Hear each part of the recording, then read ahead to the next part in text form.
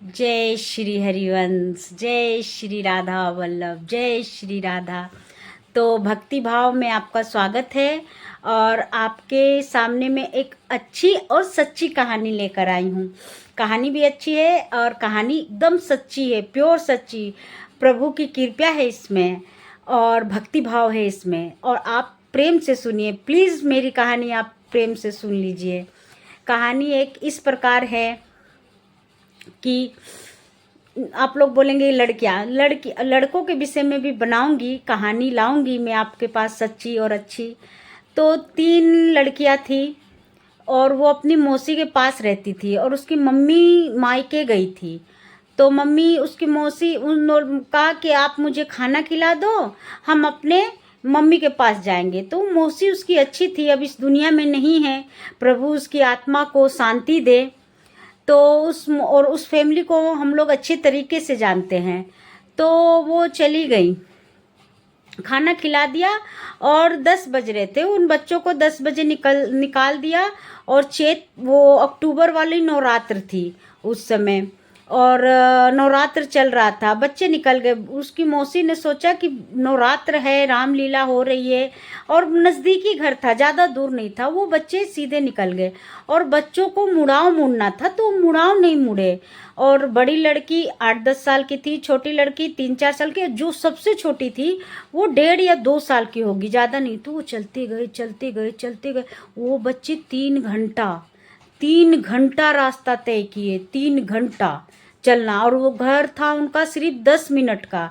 3 घंटा, आप सोच रहे हो कितना चले होंगे वो बच्चे।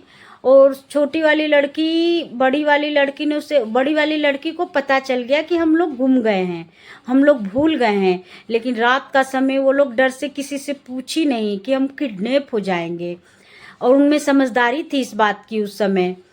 तो रात काफ़ी हो रही थी, 12 बज गए थे।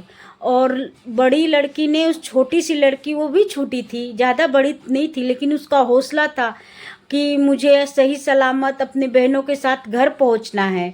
तो उस छोटी सी लड़की को उसने अपने कंधे पे उठाया और कंधे पे उठा के वो चलती रही। तो और एकदम बिल्कुल अंधेरा सुनसान जगह आ गया, ऐसा सुनसान जगह आ गया कि अब वो लड़कियां डर गई।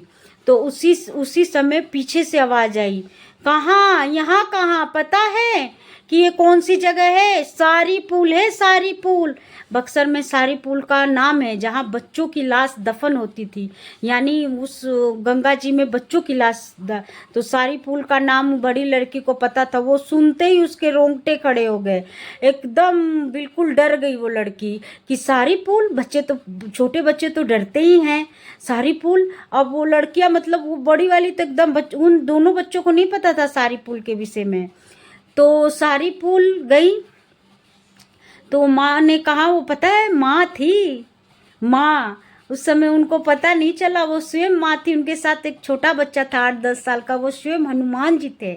मैं उनकी बातों पे विश्वास की, इसलिए चैत का महीना था। तो वो माँ बोली, तुम डरो नहीं, अब मैं हूँ, मैं तुमको तुम्हारे घर पहुँचाऊँगी। कहाँ है तुम्हारा घर? तो हमने अपने घर का पता बताया।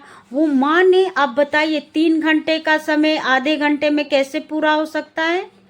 12 बजे, 12:30 बजे, 12 बजे तक उन्होंने रास्ते में बहुत रामचंद्र जी की कथा सुनाई, प्रभु की कथा सुनाते हुए लाई। और 12:30 बजे तक दरवाजे पे लाके खड़ी कर दी उन बच्चों को। जब बच्चे दरवाज़ा खटखटाए, उनकी मामा मामी माँ ने, सब जग गए, कितनी रात को आया कौन है। जब देखा वो बच्चे, माँ को आश्चर्य, कौन लाया, सब में हड़कंप मच गया। तो वो दो मंजिल पे रहते थे। बोले, एक बूढ़ी माँ लेके आई है जिसके साथ बच्चा है, वो रामलीला देखने जा रही थी मम्मी, उन्होंने सहायता किया, ऐसा उन बच्चों ने बोला। तो बोली कि नहीं, जाओ उन माँ को लाओ और कुछ पैसे लो। वो पैसे लेके उनकी माँ उतरी तो वो नहीं थी, दूर दूर तक दौड़ के देखी उनकी माँ, वो बूढ़ी औरत उनको नहीं मिली। तो आप बताइए वो बूढ़ी माँ कौन थी? वो प्रभु थी, जो उन बच्चों की सहायता की और ये कहानी मुझे दिया उन बच्चों ने। बहुत धन्यवाद है जो मैं आप तक पहुंचाऊंगी। ये सच्ची कहानी है, उस फैमिली को हम बहुत नज़दीक से जानते हैं। जब उसकी माँ ने, उस बच्चों ने ये कहानी बताई ना, तो मेरे आँख में आंसू, ऐसे प्रभु सबको सबको प्रभु के साथ जुड़े रहना चाहिए। प्रभु किसी को ऐसा नहीं, जीवन मृत्यु तो लगा रहता है, लेकिन प्रभु सहायता करते हैं, सबकी सहायता करते हैं। जय श्री राधे कृष्ण, जय श्री राधा वल्लभ। मेरे साथ आप लोग जुड़िए रहिए और सच्ची कहानी मैं आपको सुनाऊंगी, एकदम बिल्कुल सच्ची, जिसको मैंने कानों से सुना है वो कहानी आपको सुनाऊंगी, जो मैंने देखा है वो कहानी मैं सुनाऊंगी। नए नए भक्तों के साथ, आपके साथ भक्ति भाव के साथ मैं आऊंगी। जय श्री राधे।